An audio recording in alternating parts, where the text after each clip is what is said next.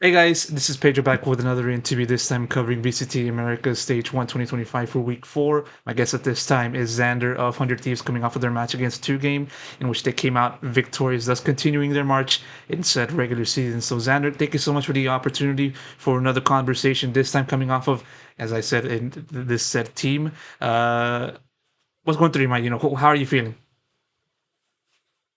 Oh, I mean, feeling good. Obviously, getting the revenge on 2G. It kind of like sucks in my mind. It's like it's not the same team, so it doesn't feel the same. Like honestly, but those revenge games always felt good. I think the best one was the Union, the first Ascension tournament. But yeah, I mean, playoff secured, revenge, so I can't feel bad. Feel really good.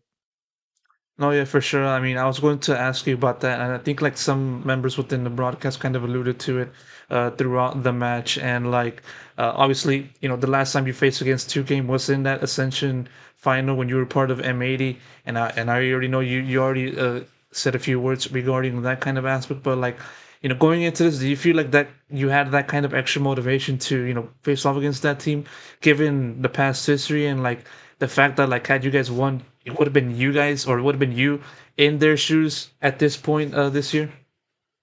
Yeah, for sure. I mean, like again, if it was the same team, maybe it would have given me more motivation. But I feel like it still gave me enough to the point where I would, maybe I put in an extra 5%. But I always put in the maximum no matter the opponent. So, um, yeah, like if it was the same team, I think I would. It feel like a lot more personal. I feel like I played better because of that. hmm well, at the very least, you came out of it on top and just having to be in the better position compared to that team in terms of the league standing. So big ups on that, and now I kind of want to focus onto the match itself and just focusing on your individual play. Of course, Ascent wasn't really a good map for you, and Mhm. given how long the match or the map transpired, going into multiple overtimes. I want to ask you just sort of like what made it difficult for you to find the usual performance, the usual frags, in a sense relative to like past matches that you played so far.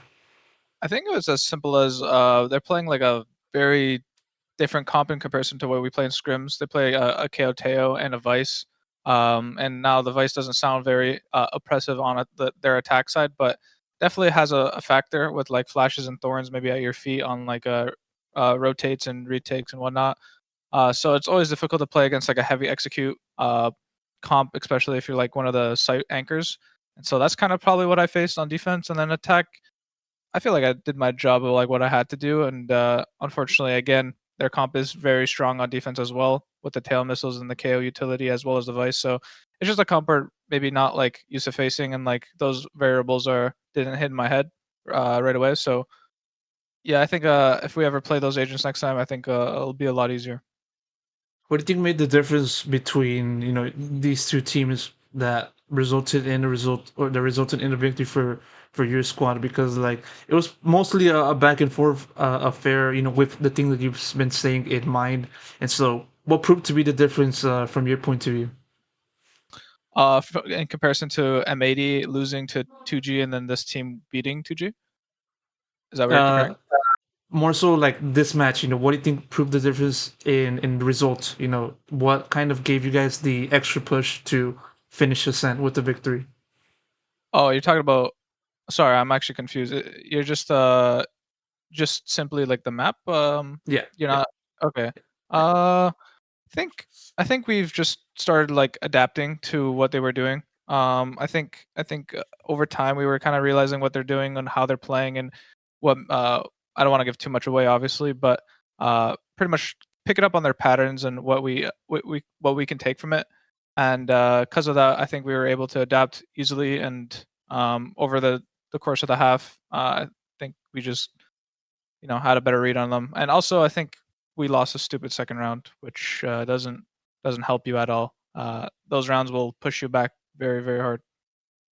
No, yeah, for sure. And like it kind of felt like, maybe the what happened in the first map would happen again in Icebox with 2 Game winning the first 3 rounds and if putting you guys behind in the lead standpoint. But from that point you guys were able to just kind of run away with it, winning the next 13 out of like 16 rounds in its entirety. And so just to go, it just goes to show the difference that that this team has in relation to two game. And so like well, you kind of alluded to like the question that I was trying to ask you, but not really. So given that you've now been able to play with this version of 100 Thieves for a good amount of time, and how do you kind of compare that to like what you've had in your previous in as in M80 squad? How do you kind of compare these two teams now, given that you're now seasoned with your new squad? I mean, I think like if you compare last year's M80 into this year's, I think we definitely had a lot more problems regarding like team wise. I think like we saw that with the removal of Nitro and me going to IGL and some like little things like that. Even like role swaps. I don't think people really picked up on that as well. But Dismo really wasn't playing like Rays and stuff. I think it's just like a lot less issues. Things are like a lot like cleaner on this team. Lot like more logical. We take like every single thing with like logical approach as you probably should, and just like um yeah, I mean both teams were great. Just like I feel like this team has a more like a very very high ceiling maybe in comparison, mainly because of like the flexibility in what we like are capable of doing in and like in heated situations, and we're like honestly very very creative, um, and very very adaptable. But I think both teams were great, and so can't really can't really put like a my finger on anything else. No, for sure. And like one other thing that I want to touch upon in relation to like this recent question is more so like the improvement that Under Thieves has been going since that result against Sentinels where you guys lost that 13-1 final map of that series. I mean, it kind of let you guys or kind of let you guys and also the fans to be in like a pretty uh mood in which like, oh no, the sky is falling. But then obviously from that point on, you guys have not really dropped a result since then, winning against EG, Loud, and now today in two game. Um, for many people, they would kind of look at this schedule and say, "Oh, well, pretty small teams." But for you, how have you viewed the road that this team has been on since earlier this stage? I mean, yeah, I think like people are definitely gonna look at the teams and be like, oh well, they beat like pretty bad teams, quote unquote. But I feel like these teams are very very talented. I think like EG and Loud especially, they're really really good. And as for like the Sen game, like yeah, we took a lot from it for sure. I feel like that was like a series where um I feel like we just like had to be woken up a little bit where we just like kind of went into it like not really like fully like focused on like what we've been practicing the entire time. So as soon as we lost to that team, we weren't really worried. Like the 13-1 loss, obviously that sucks. I think that's like the worst feeling you can have like as a competitor, but you just kind of go back to the drawing board and like look at what we did wrong and what we didn't do good. Cuz simply put, we didn't play how we usually play in scrims, and I think now we're just like making sure like things are like pretty much done correctly in terms of just like doing what we do in scrims and replicating it in match time. I mean, of all of the aspects that you guys had to look at amidst that this time frame, what do you feel the team focused on the most of all? A lot of things. I would say like the little micro fightings and maybe like communication as a whole, like just giving information and whatnot. I think microfighting is probably the biggest thing though.